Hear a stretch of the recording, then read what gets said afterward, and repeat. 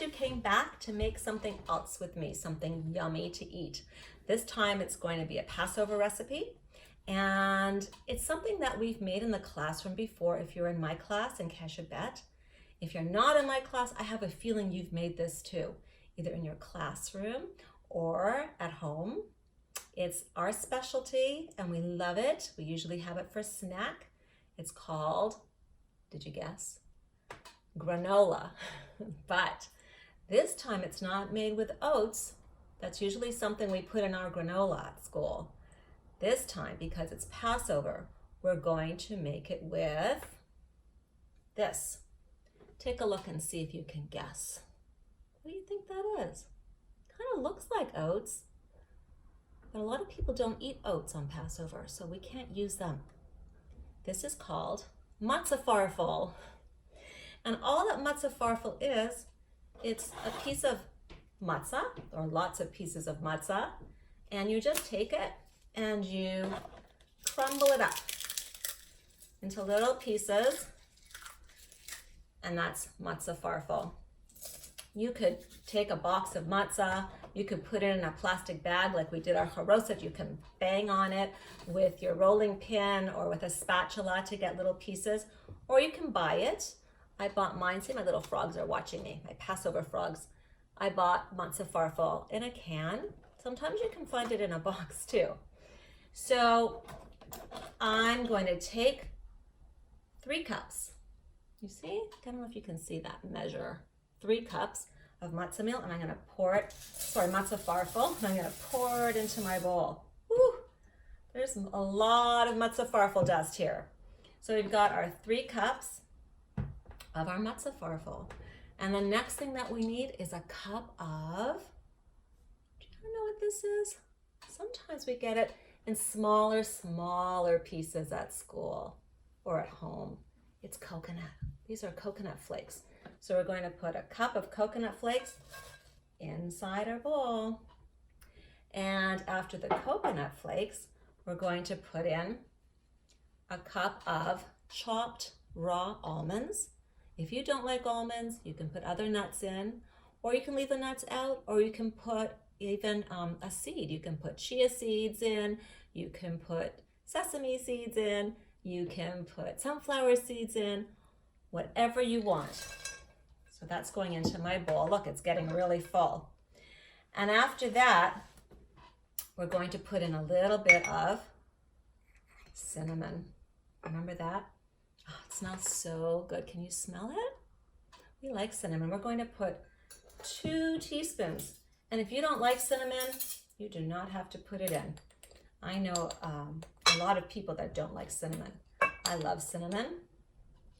So I'm putting it in. In goes my cinnamon. And then we need something sweet. We need a kind of sugar. And I don't use sugar, so I use coconut sugar, which is made from coconuts, and it's really yummy. I happen to have some raw sugar that I made for another recipe with little bits of, you see that orangey in there? Orange zest. So because I have it in my fridge and it smells so delicious, I'm going to put that in. It's a 1/4 cup of raw sugar with orange zest in there, which is really delicious. This smells so good with the orange zest and the cinnamon. I think you're going to really love it. And so the next thing we need is a little tiny little bit of sea salt. So I'm just going to take my 2 fingers, my pointer finger and my thumb, and I'm going to press it in there and pull out a tiny little bit and sprinkle it in. So those are our dry ingredients. We're going to take our spoon and mix them up a little bit. Wow, I can't wait to eat this. It's going to be so good. Okay, so it's mixed up a little bit. Do you see that? And now we have to put our wet ingredients in. So this is dry because there's no water or juice or milk or anything in here. And these are wet. Let me put away my cinnamon because that's dry, right? So my wet ingredients, we need a 1/4 cup of wonderful pure maple syrup. I'm gonna drizzle it in. If you don't have maple syrup, you can use honey. That's really good, or agave nectar. Whatever you have as your sweetener that you like. And then I need half a cup of olive oil or grapeseed oil, something that doesn't have a strong flavor. I used half and half. And in it goes, half a cup of oil all over the top. Are you helping? I'm so glad. Look at you pouring. You're very good at this now. And now I have something that smells really yummy. Some of you really like it. It's your favorite ice cream flavor. It's vanilla. And we get to put two, right? This isn't two, what is this? 3. Achat, shtayim, shalosh. We're gonna put achat, shtayim. 2 teaspoons. Let me find my teaspoon of vanilla in here. You can't believe how wonderful this smells with the coconut and the cinnamon and the vanilla and the orange that I put in. Delicious. Now we get to mix it up. That's the fun part. So we want to really mix it. Get in there. Oops, you can't see me. I'm going to sit down. Really get in there. You can hear it crunch. Do you hear it crunch? And I know some of you, when you eat your snack, you crunch really loudly too because you got very sharp teeth. Okay, so now that it's all mixed up and the Matzah Farfel is coated and covered with the vanilla and the honey or the maple syrup and the spice, the cinnamon and the coconut, we have to put it on a baking pan and we have to bake it in the oven.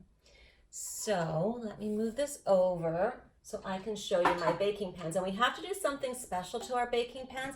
We have to line it with paper.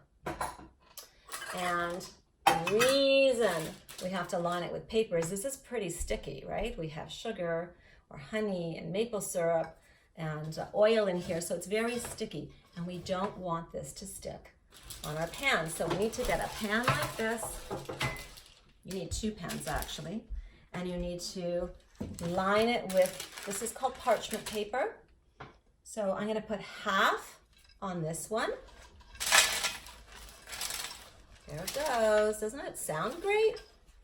And I'm gonna put half on the other. And then I'm just going to spread it out. Can you see? I'm spreading it out because we want it to bake evenly. We wanna make sure every part of every ingredient gets nice and toasty. All right, I'll see you in a few minutes after I bake this and you'll see what it looks like.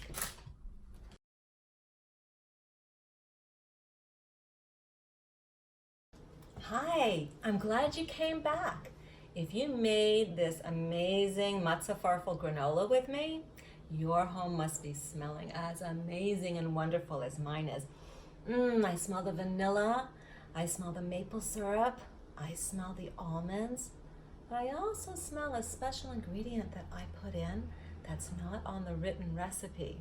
So if you're watching this video, you know the secret. Do you remember what it was? There's a clue over here. Now do you remember what it was? I had some leftover raw sugar that I had grated some of the orange zest into, just the orange part, not the white part inside the orange that's kind of bitter sometimes, but just the beautiful, sweet rind of the orange. And how you do that is you need a rasp like this. It's called a rasp. It's very sharp. You have to ask an adult to help and do this for you. And after they do it, you can put it into your granola, into your sugar, and then into your granola. So what you want to do is get a plate, and the adult's going to hold the orange on this rasp that's very sharp, like a knife, and we just go back and forth. I don't know if you can see, and when we get to the part where it almost looks like it's turning white, the adult has to turn the orange around. And that outer part of the orange has a lot of orange oils in it, and it's so good. And that is called the zest. The little pieces that you have left is called the zest. And that's what I put into my sugar, and that's what I put into my granola, and that's the secret. Shh, don't tell anybody. Okay.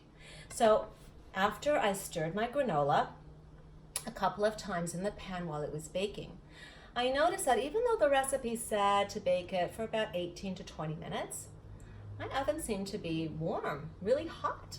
And after 12 minutes, my granola was ready. So whenever you're baking or cooking, you always want to check and make sure that for some reason it's not cooking too fast or too slow. You just want to make sure it's just right. So mine is nice and golden and toasty, just the way I like it. If I would have left it for the full time, it would have been burnt. I don't like that. I don't think anybody likes that. So now that your granola is all nice and it's cooled and you put it into a bowl, then we can add the dried fruit. And you can put any kinds of dried fruit you want. I said 1.5 cups. You can put a cup, you can put nothing, you can put 2 cups, whatever you like.